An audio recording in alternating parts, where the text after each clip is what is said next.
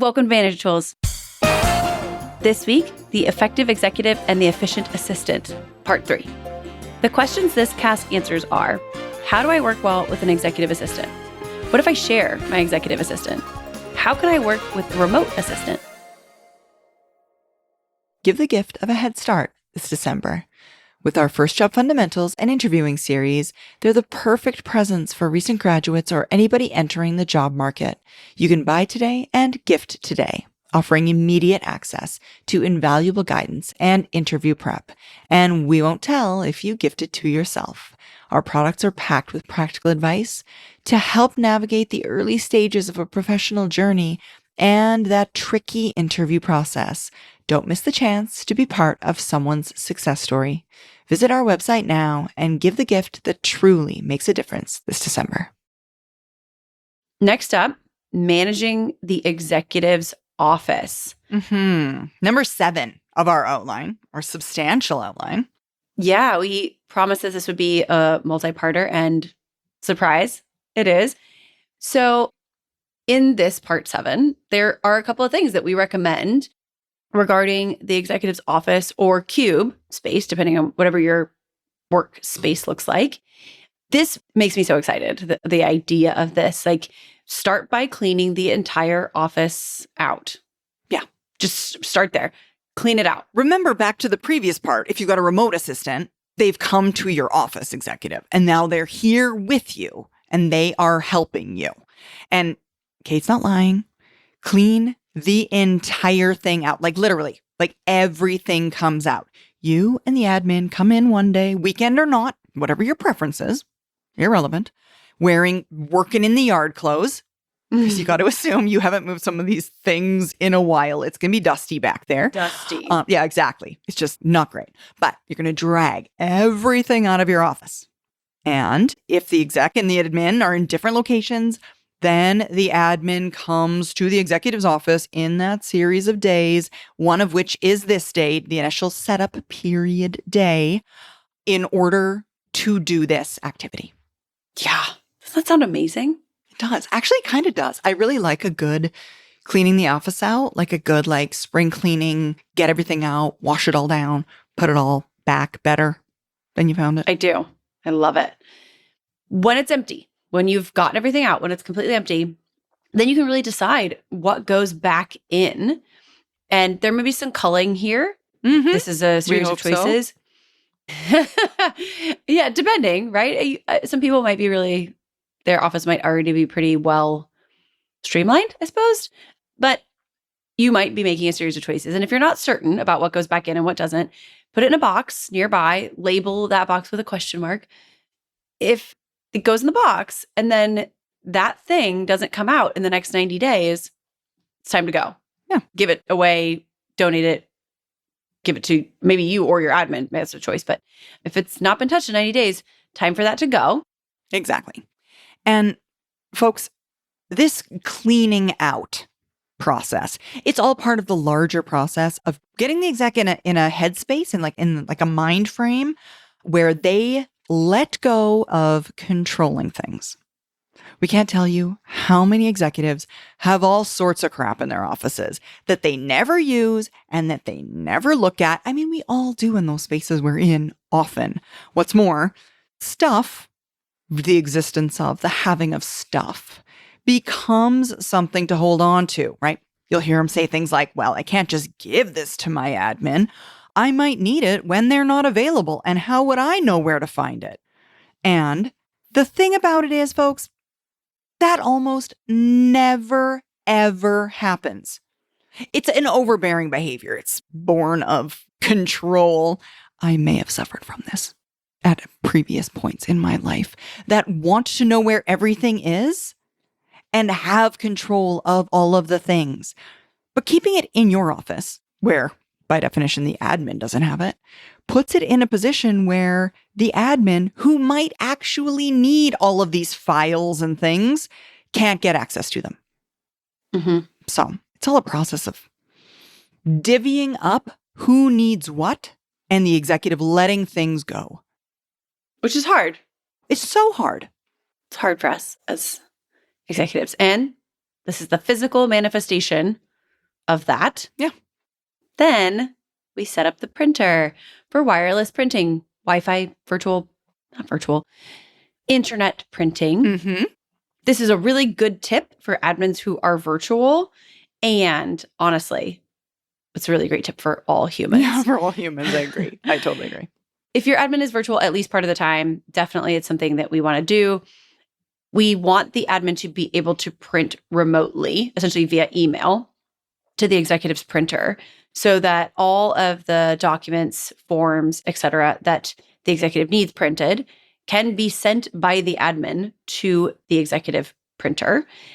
This is something that is so helpful to have done and can change your ability as an executive to get things done. And this simple act of the printer being able to print things without you asking it and someone else being in charge of that is game changing. And we'll get deeper into this later. For now, the idea is we need to get ready to be able to print. And so you want to get all the necessary information, which it requires the email address of your printer, which it has, and doing a test print. We want to get administrative files out of the office. As Sarah mentioned before, all these things that have been in the office that we imagine, oh my gosh, I might need this. We're going to move these out of the office.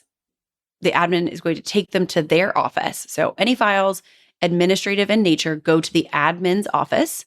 They're not helpful in the executive's office.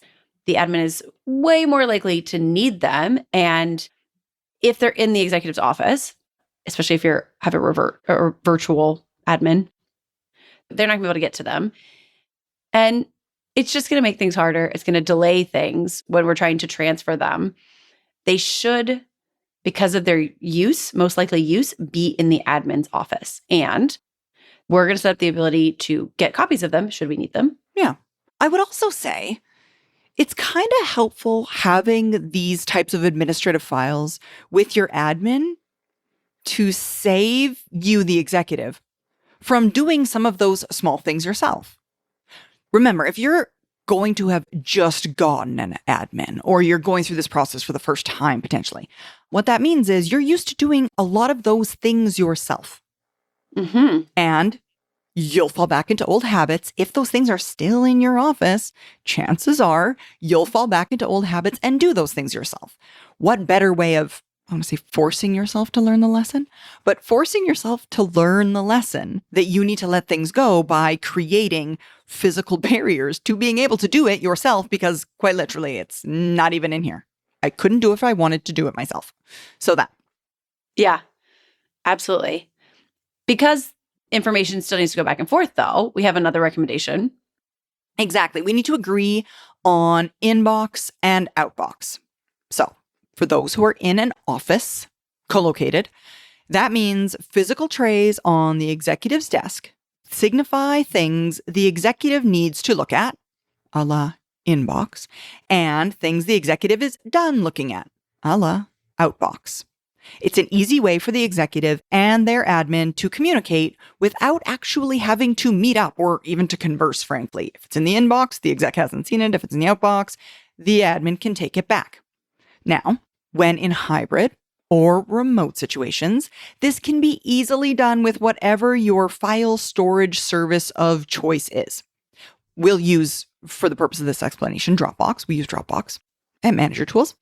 So, items saved by the admin in the Dropbox inbox can easily be moved via drag and drop to the Dropbox outbox.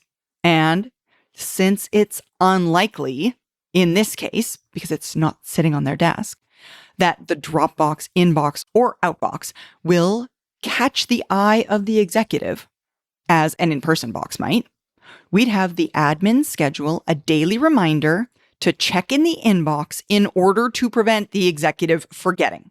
Again, they're not going to walk by and see a bunch of papers in it. They could very well forget its existence if they're not used to it. And the admin could once per hour, maybe prior to the day when something needs signing, check on the status of inboxes and outboxes. And if it appears something's not being actioned, a simple instant message to remind the executive, hey, don't forget to look in your inbox, important note, or don't forget to look here, got to read this thing, let me know when you're done, whatever it may be, will remind the executive to check that box. In my experience, this is something that could be done for your own, if you're the executive, for your own kind of personal productivity, can be done around your email times, like beginning of day, end of day kind of thing. I would suggest maybe, and Sarah, you probably know a bit more about this just in terms of your experience working specifically in this system of there's probably not going to be things that go into it so often that 3 times a day is necessary to Agreed. check the inbox, outbox. And there might be, I think, onus on the executive and the admin to discuss what's the time frame of urgency of things that go into the inbox and outbox. So if something is needed in the next 4 hours, not maybe an inbox item, because we need to figure out how many hours should things be allowed to sit in the inbox, and what does that look like for you and your admin.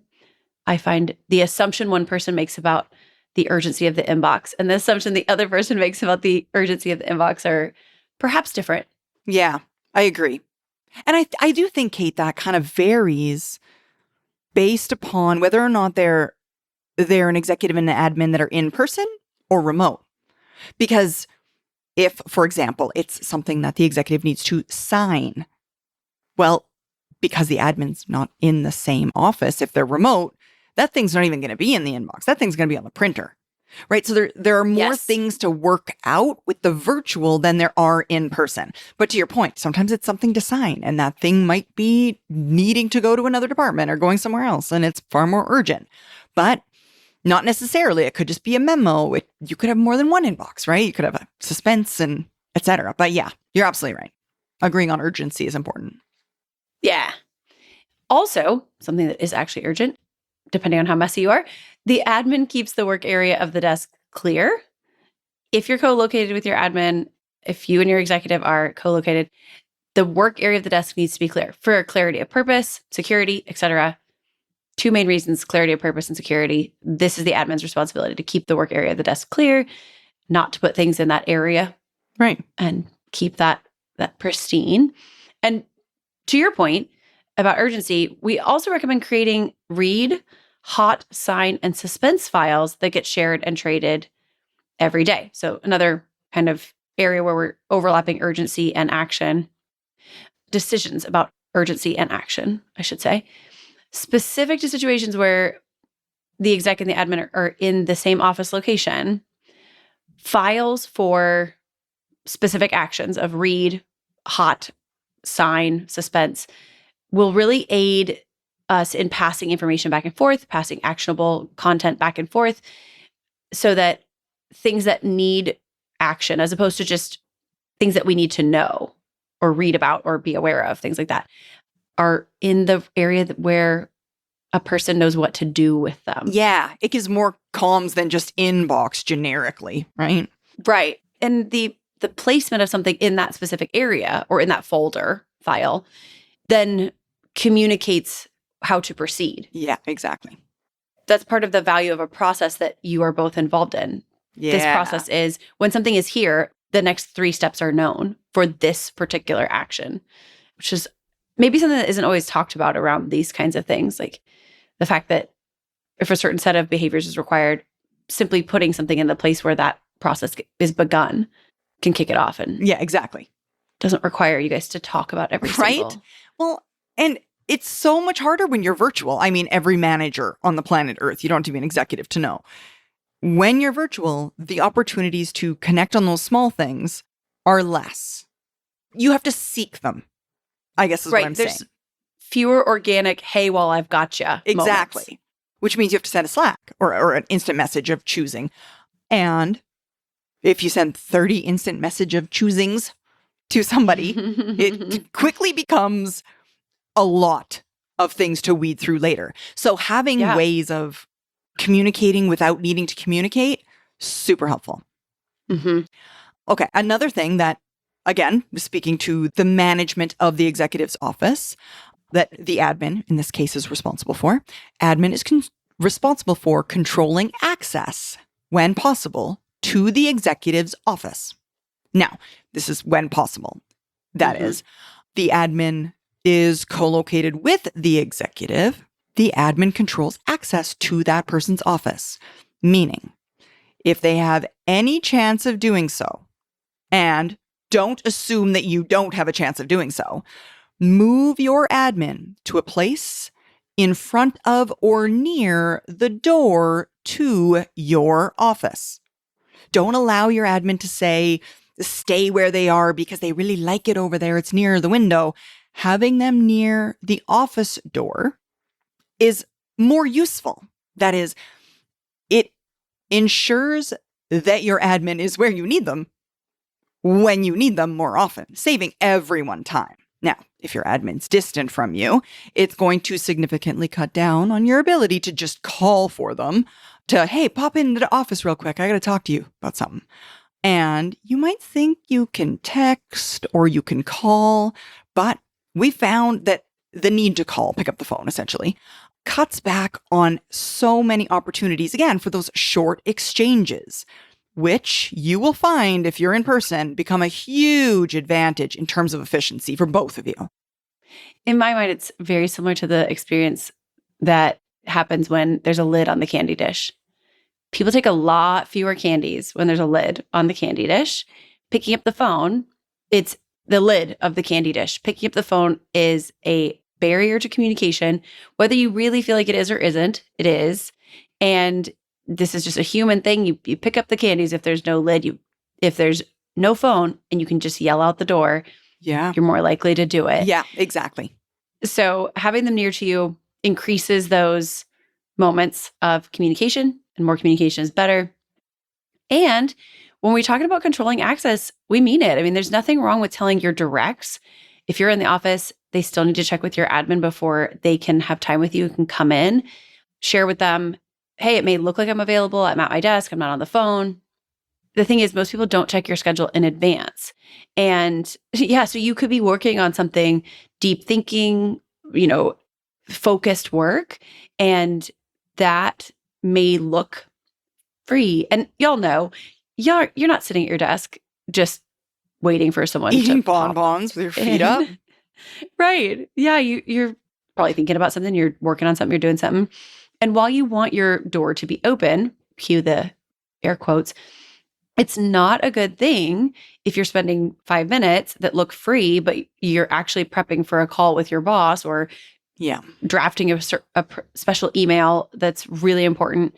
Or if you're looking at some data for something another executive has asked you to do, you might need to be focused. And it's best, if you can, to have somebody who says, oh, I'm sorry, now's not a good time. Mm-hmm. And even just for your concentration, I find if people come into my office while I am thinking about something else, my ability to focus on what they are asking me about and talking to me about and change gears is low. It's pretty low.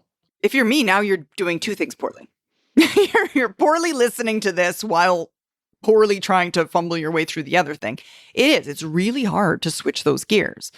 Yeah, they ask you a question and I'm still thinking about the context of what I'm working on. And so then their question is baffling to me. I need 5 more sentences before I can even understand the question. So if we can give ourselves a little bit of a buffer with our directs. With our directs, exactly. Then we would suggest that you take the advantage of that. Right. Now, there's very little your assistant can do to protect you from your non-directs, like your peers, for example, and more senior people in the organization.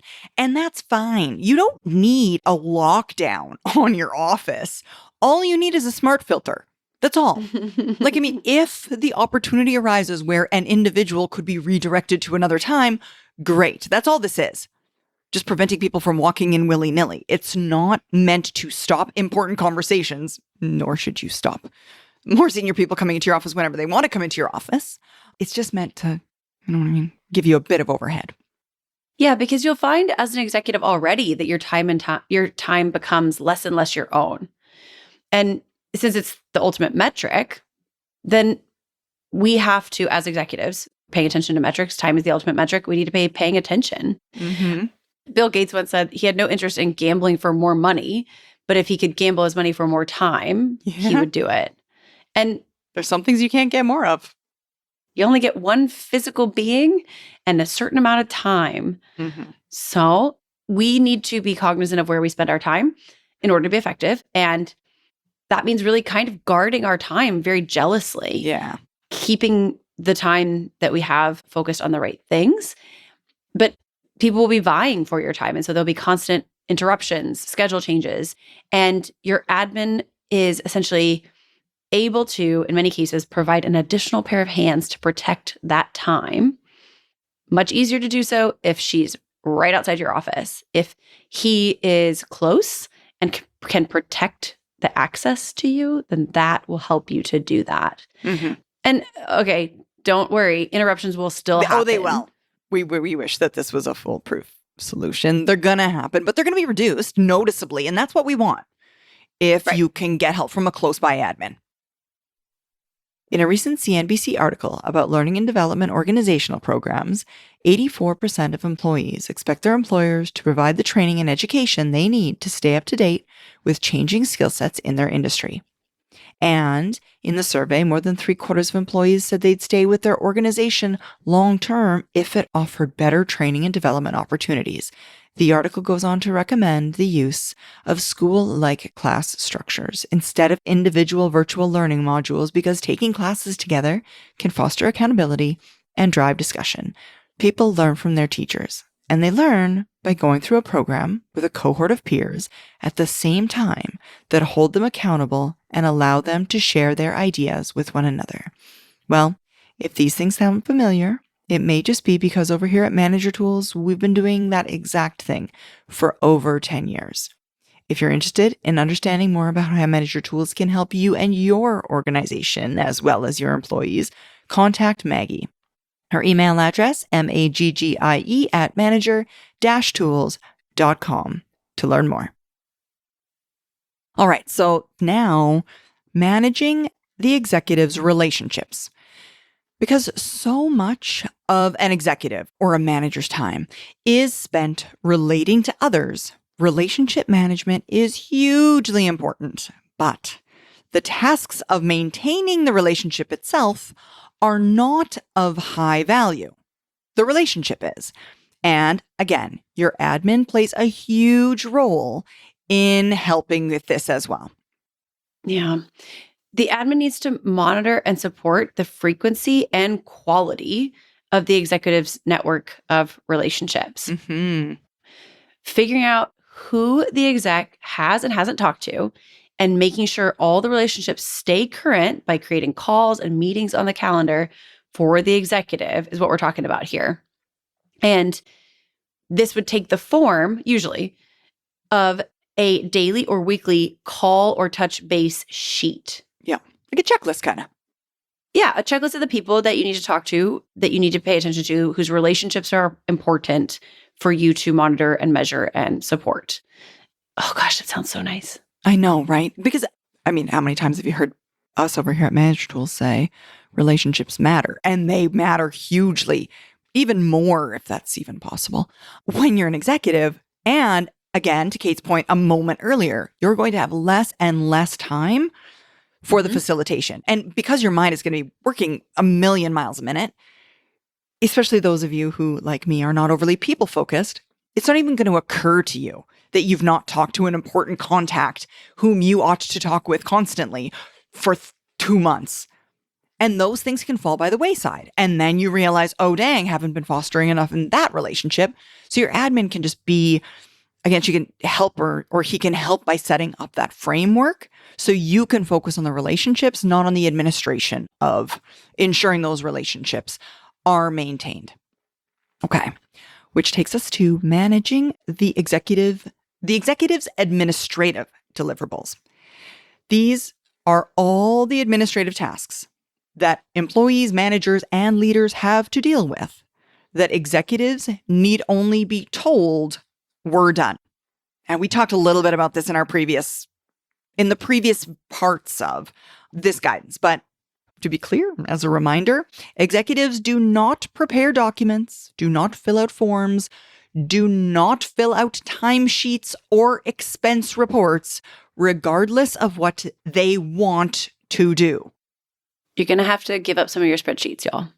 That's where we're at here. Yep. If you get paid too much money to play with spreadsheets, do your personal life in spreadsheets if that's what you need to do. Starting with, okay, so forms. The admin fills out forms for the executive to sign. If you're in person, this is as simple as it sounds. The admin prints off all the forms which require the executive signature, fills out as much as they possibly can, places flags where signatures are required, and also input, then places the form in the sign folder to be signed. At the end of each day, the executive cleans out the folder, and any forms that are in the folder but haven't all the necessary signatures on them are brought to the stand-up meeting the next morning for review. If you work remotely from your admin, the admin fills out as much of the forms as they possibly can and sends it to the executive's printer. Then he sends an email to the executive letting him know what form's sitting on the printer and what's to be done with it. And this might include the admin printing off the form first, filling it out, scanning it in, and sending it back to the printer. There's a few steps here. And the idea is that the executive's responsibility is to sign and fill in any information that the admin cannot take care of. Exactly. And I think we mentioned this in previous parts of this cast. Your admin should be privy to as much of the information as possible. They can't possibly know every single thing all of the time, but create an environment up front that allows for this to happen seamlessly. Because otherwise, your admin won't be able to fill the information in because you've not given that to them to do so and help you out in this respect. All right. Next, the admin completes the exec's expense report. Since the admin will be filling out expense forms on behalf of the executive, the passing of receipts may be necessary. Any receipts that are sent to the executive via email can easily be taken out of the email account of the executive by the admin.